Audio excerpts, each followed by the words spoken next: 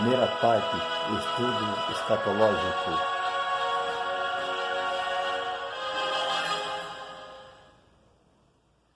Graça e paz, que bom que nós estamos juntos aprendendo um pouco sobre escatologia bíblica.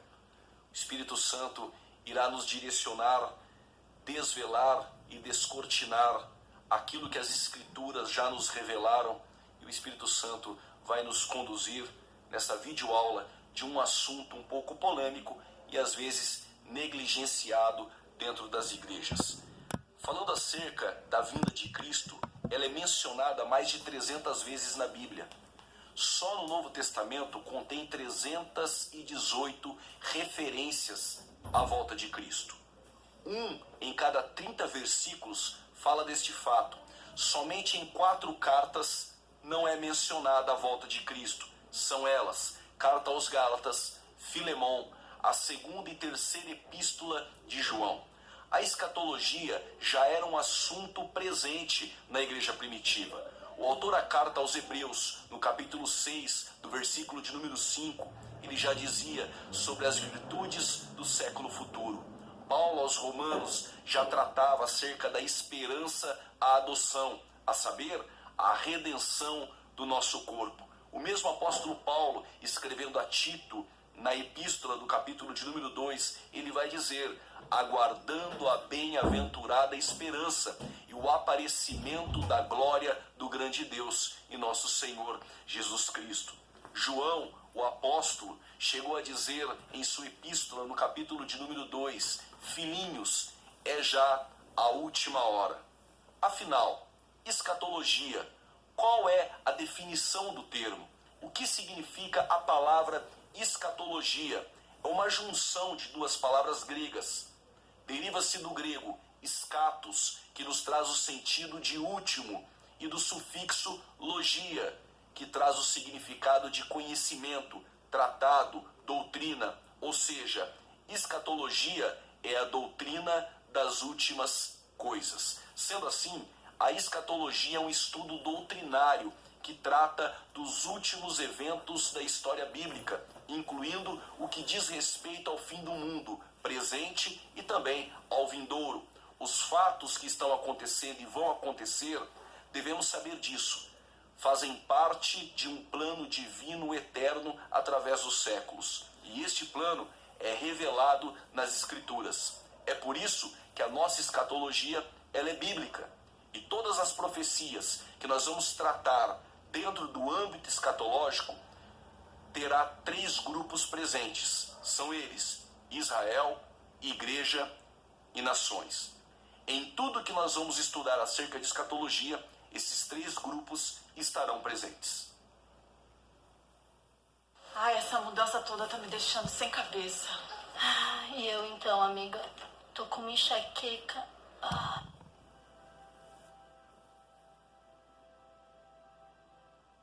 Surge então uma pergunta: por que devemos estudar escatologia? Eu separei 3 pontos, claro que tem muito mais. Escatologia tem sua importância primeiro no conhecimento. Precisamos conhecer as profecias acerca desse assunto. Pedro vai dizer na sua primeira epístola, no capítulo de número 3, versículo de número 15: antes santificai a Cristo em nosso coração, e que nós estejamos preparados para responder a quem nos perguntar a razão da nossa esperança. Primeiro, devemos estudar escatologia para ter o conhecimento e o preparo para poder responder a quem nos perguntar a razão dessa nossa bendita esperança. Segundo ponto que eu separei: o estudo escatológico nos traz consolo, não só a nós, mas também à igreja de Tessalônica. Quando Paulo escreve a sua primeira epístola aos Tessalonicenses, no capítulo de número 4, versículo de número 18, ele diz: portanto, consolai-vos uns aos outros com estas palavras. Quais são estas? É uma regra básica da hermenêutica, analisar o contexto. No contexto, Paulo estava tratando acerca do arrebatamento da igreja. E depois ele diz: consolai-vos uns aos outros com estas palavras. O estudo escatológico traz consolo ao coração do cristão. Terceiro ponto que eu separei é que o estudo escatológico nos traz coragem. Havia uma mulher durante a história cristã chamada Felicidade. Ela tinha 5 filhos. O imperador romano naquele tempo pediu que ela negasse a Cristo, senão iria matar os seus filhos. Felicidade disse: de maneira nenhuma eu negarei ao meu Cristo. O imperador matou os seus 4 filhos. Sobrou então o menor, o caçula. O imperador disse: Felicidade, se você não negar a este seu Cristo, nós vamos matar o seu filho menor. Ela em lágrimas não disse uma palavra. Mataram o seu último filho. Um soldado se aproximou e disse: Felicidade, aquela jaula será levantada, e os leões que lá estão famintos irão devorar o teu corpo, se você não negar ao teu Cristo. Tenho uma palavra a dizer.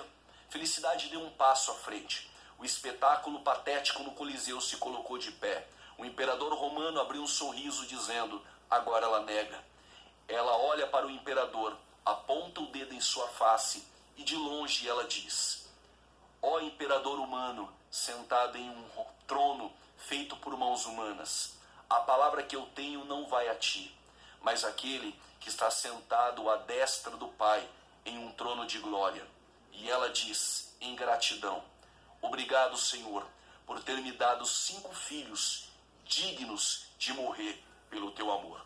Os leões devoraram o corpo de Felicidade, e ela, na arena dos Coliseus, morreu cantando hinos a Deus. Essa coragem que estava dentro de Felicidade era a mesma que estava dentro do apóstolo Paulo, quando em sua segunda prisão em Roma, próximo de passar pelo gladil romano e perder a sua cabeça, quando o soldado romano vai entrando no pavilhão onde estava Paulo, com uma tira de couro na mão com o nome de Saulo, para o chamar para participar do gladil romano.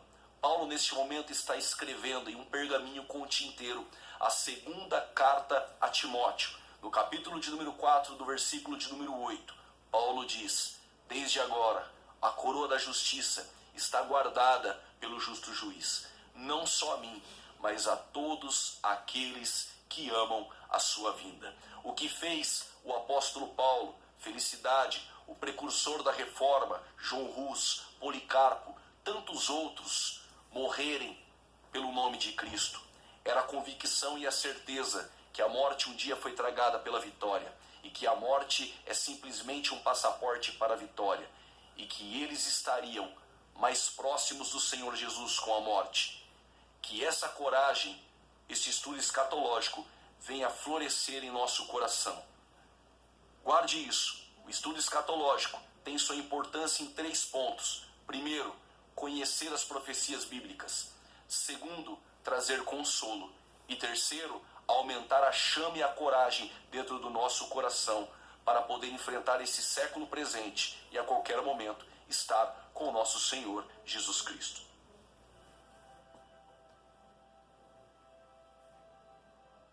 Quando nós estudamos escatologia bíblica, eu aprendo algo. Deus está no controle de tudo. Capítulo 2, versículo de número 21 do livro do profeta Daniel, está escrito: e ele muda os tempos e as estações, ele remove os reis, estabelece os reis, ele dá sabedoria aos sábios e conhecimento aos entendidos. Daniel, capítulo de número 2, versículo de número 21. Em uma batalha conhecida como a Batalha de Carquemis, a Babilônia, ela marchou rumo a essa batalha. A Babilônia, neste momento, vence o Egito e também vence a Síria. Nabucodonosor se torna um proeminente monarca das Escrituras e a Babilônia, a maior potência mundial em seu tempo.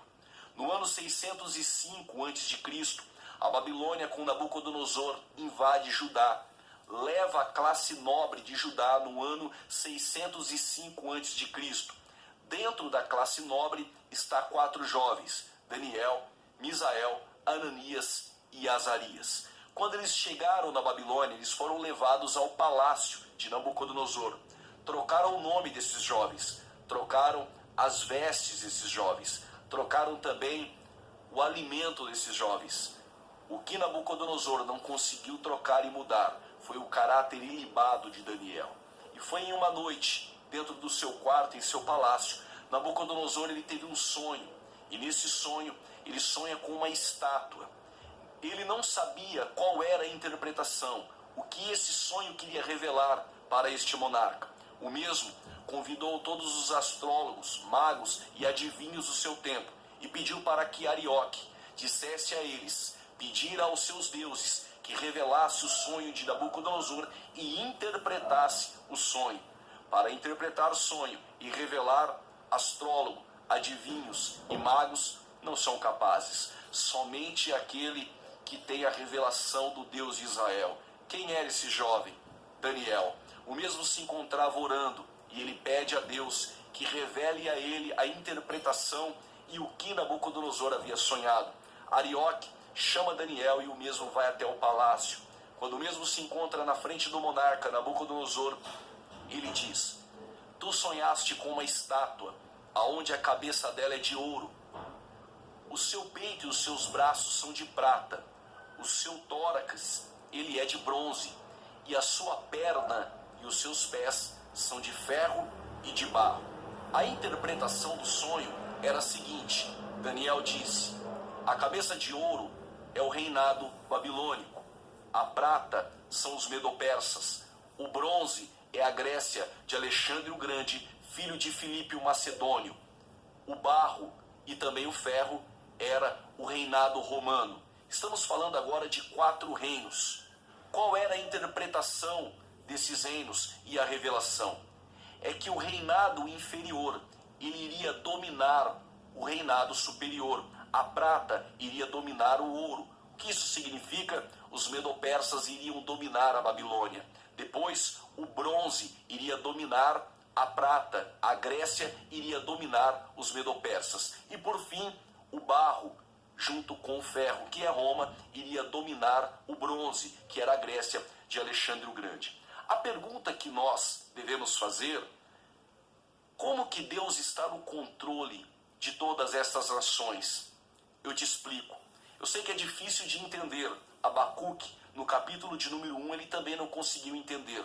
O questionamento do profeta Abacuque era esse: como pode Deus permitir que uma nação ímpia seja usada como instrumento de justiça e punição contra o seu povo? No capítulo de número 2, Abacuque sobe em uma torre de vigília. No capítulo de número 3, ele começa a entender que o justo viveria pela fé. E é por isso que ele disse: ainda que a figueira não floresça, e não haja frutos na vide, e o produto da oliveira minta, não haja mais mantimento no campo, e nem vaca nos currais, as ovelhas, todas elas sejam arrebatadas. Todavia, eu exultarei ao Deus da minha salvação com alegria, porque Abacuque entendeu que Deus estava no controle. O porquê que Deus permitiu que a Babilônia fosse usada como instrumento de justiça para punir Jerusalém? Te explico. Depois do cativeiro babilônico, que segundo a profecia de Jeremias, filho de Ilquias, sacerdote da terra de Aranote, Jeremias no capítulo 25, versículo de número 11, ele profetizou: o cativeiro babilônico vai perdurar por 70 anos. Depois dos 70 anos, nunca mais houve idolatria em Judá. Vou repetir: depois do cativeiro babilônico, nunca mais houve idolatria em Judá. O porquê serviu então o cativeiro babilônico? Para arredar a idolatria de Jerusalém. E assim, tudo isso estava dentro de um plano estabelecido por Deus para a vinda do Senhor Jesus na plenitude dos tempos. Gálatas capítulo 4, versículo de número 4. Mas foi em uma noite em que Belsazzar fazia uma festa com muita orgia, música mundana e bebendo nos utensílios sagrados do templo. Foi aí que a ira do Senhor se acendeu. Uma mão entrou na festa e escreveu na parede: Mené, Mené, Tekel, Parsim.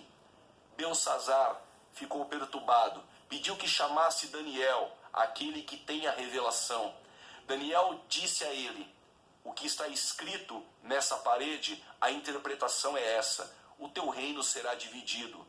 Você foste encontrado em falta na balança. Belsassar entendeu que o reinado dele seria dividido.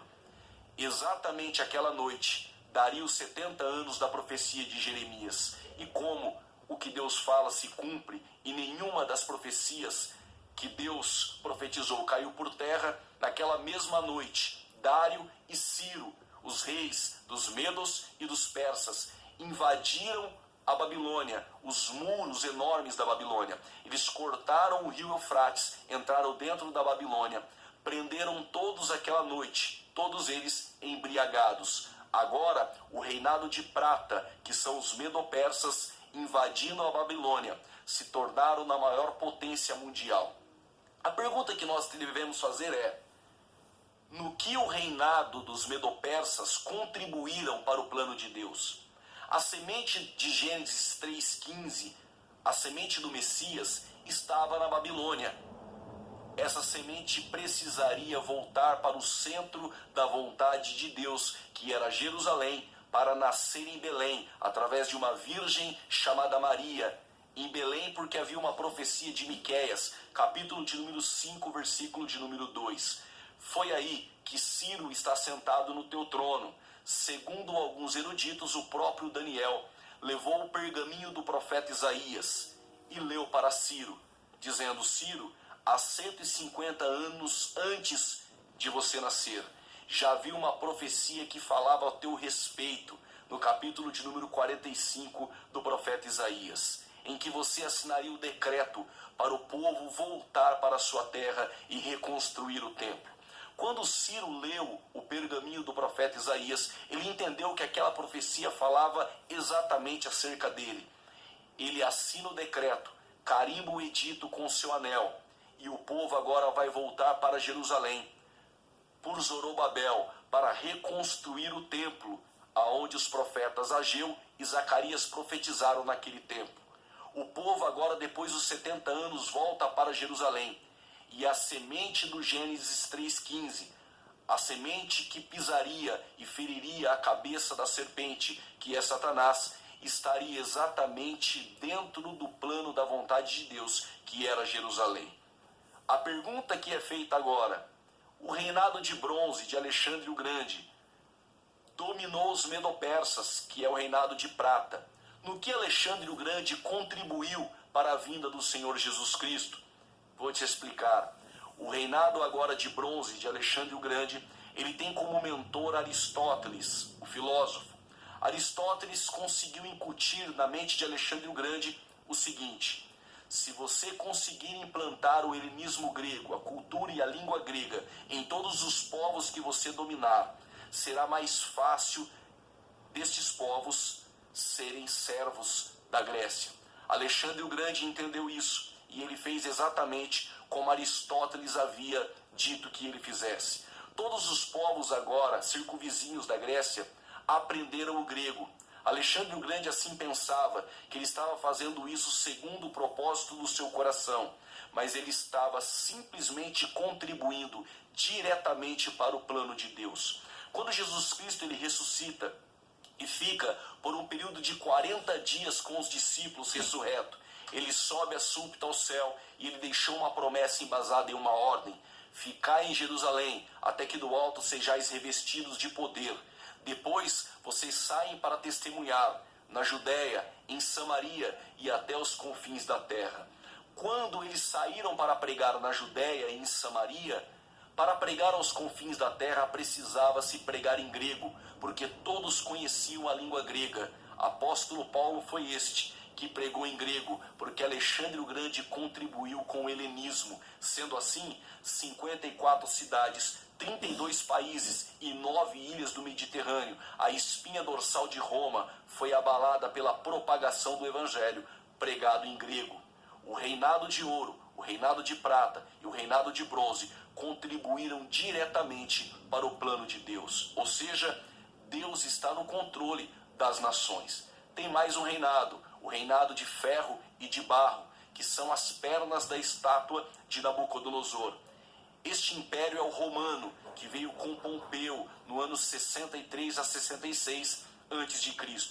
O que Roma fez? Quando Roma dominou os outros povos, eles começaram a pavimentar estradas e abrir caminhos para que tivesse livre acesso às regiões que eles iriam conquistar.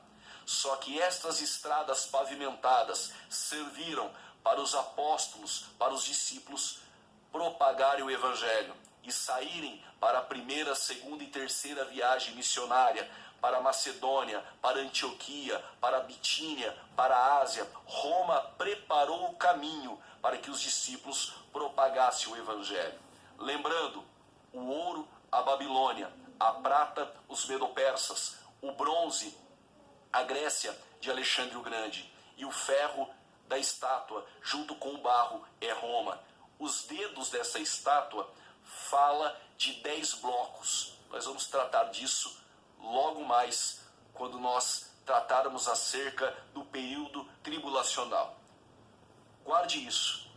Deus está no controle das nações.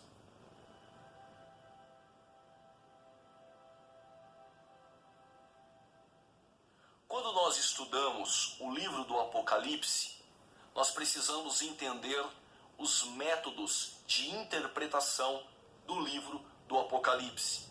Nós temos 4 métodos de interpretação.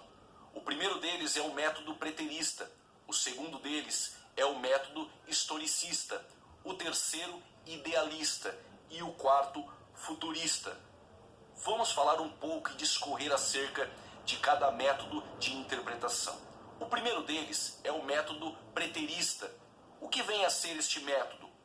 O método preterista considera o contexto histórico na interpretação do Apocalipse. O simbolismo presente no livro está relacionado aos acontecimentos contemporâneos da época em que foi escrito, tudo até o ano 70 depois de Cristo.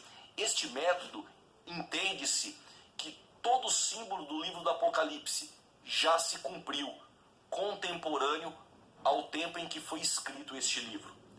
O segundo método é o método historicista. O que vem a ser?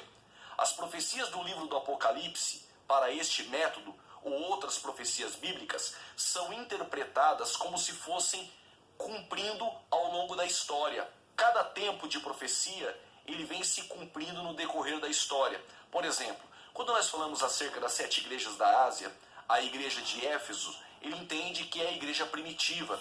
A igreja de Esmirna é o tempo da igreja perseguida. A igreja de Pérgamo, como a igreja do período imperial de Constantino. A igreja de Tiatira, dentro do período histórico da igreja medieval, o tempo que o catolicismo romano adorou mais imagens e assim por diante. A igreja de Sardes, a eles tem uma semelhança com a igreja no tempo da Reforma. E a igreja odierna, o tempo da igreja de Filadélfia. A igreja de Laodiceia em um tempo futuro, talvez até tribulacional. O método historicista, acredita-se que as profecias bíblicas, elas já se cumpriram ou estão cumprindo durante o período histórico. O terceiro método que nós temos é o método de interpretação idealista. Que método é esse? A interpretação idealista pode ser definida como totalmente simbólica, na medida em que interpreta toda a descrição presente no livro do Apocalipse como símbolos, verdades ou ideais espirituais. Resumindo, o método idealista considera o livro do Apocalipse completamente simbólico. O quarto método de interpretação é o futurista. Na interpretação futurista, quase tudo no livro do Apocalipse está relacionado aos acontecimentos futuros do fim dos tempos. Para alguns, com exceção apenas os 3 primeiros capítulos. Estes, dentro deste método de interpretação futurista, já se cumpriu. Do capítulo 4 em diante, ele vai ainda se cumprir. Este método popularizou com o surgimento da corrente escatológica conhecida como dispensacionalismo, que foi no ano de 1830 com John Nelson Darby. Afinal, o que vem a ser dispensação? Nós vamos tratar agora neste bloco.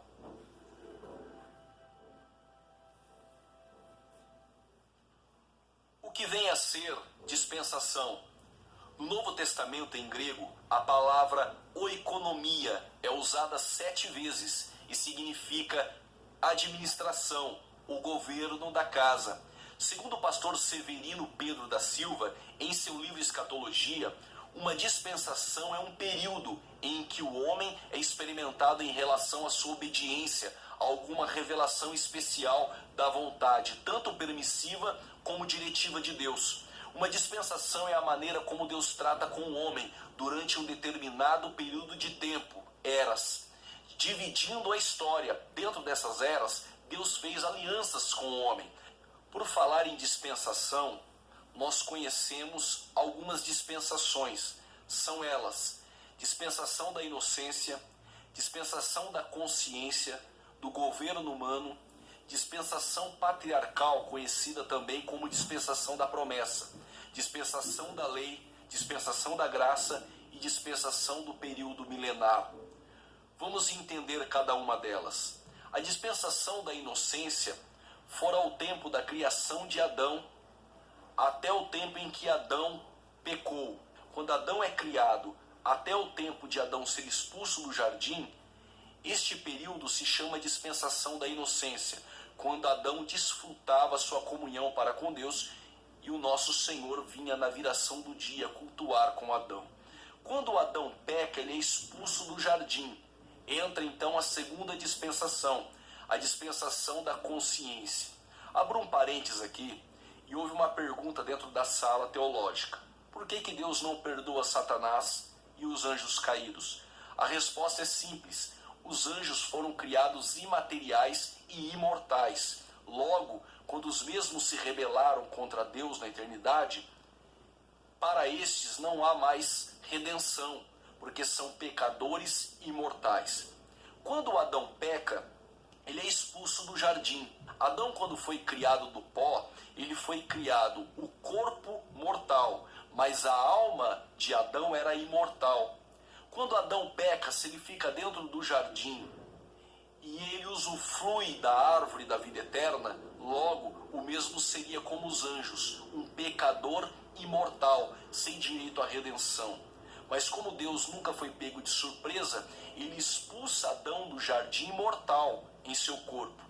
Mas há um plano estabelecido, salvífico, antes da fundação do mundo, e um cordeiro morto antes da fundação, e uma cruz lá na frente, esperando o Adão para redimi-lo e o salvar. Foi por isso que ele foi expulso do jardim, para o mesmo não tocar na árvore da vida eterna e se tornar um pecador imortal. Fecha o parênteses. Quando Adão ele sai do jardim expulso, de Adão a Enos, Cainaã, Malalael, Jared, Enoque, Matusalém, Lameque, até Noé, essa dispensação, a segunda, é chamada dispensação da consciência. De Noé até Abrão é chamada dispensação do governo humano. A quarta dispensação, conhecida como dispensação abrâmica, patriarcal ou dispensação da promessa, ela vai de Abrão até Moisés. Moisés estabelece a dispensação da lei. E de Moisés até Jesus Cristo, essa dispensação da lei ela se encerra. E em Jesus começa a dispensação da graça, que é essa dispensação que nós estamos vivendo. Quando a igreja for arrebatada e acabar os 7 anos de tribulação, iniciará o milênio, a dispensação do período milenar. Estas são as 7 dispensações que nós conhecemos. O dispensacionalismo que começou a ser entendido no ano de 1830, com John Nelson Darby.